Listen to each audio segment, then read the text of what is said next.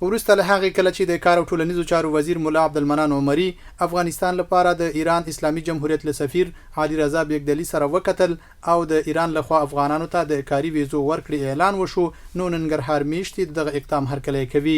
د ننګرهار اوسیدونکی خان محمد له ایران نه مننه کوي چې افغانانو ته کاري ویزې ورکوي.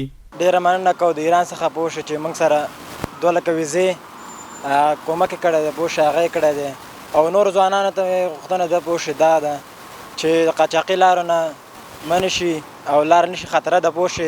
همدغلته د خپل حکومت نه مننه کوو چې موږ د کار زمینه برابره کړې ده. د ننګرهار یو بل اوسیدونکی هدایت الله وایي که چیرې نورو هیوادونو سره د کاري ویزو قانوني تړونونه وشي نو ډېری ځوانان به بهرنیو هیوادونو ته د تلو په پار له قاچاقي لارو راوګرځي.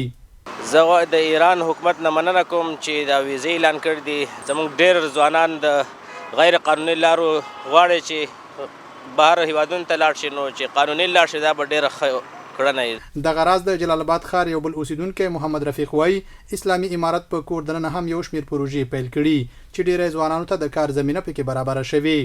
ماشاءالله اسلامي امارت ښې پروژې اعلان کړي دي او د ځوانانو لپاره ښه پروګرامونه جوړ کړي دي. په دې خپل وطن کې زموږ ډېر کارونه دي. د یادوند چې سمو د وړاندې قطر هیواد هم افغان کاریګرو ته زرګونه کاري ویزې اعلان کړې وې.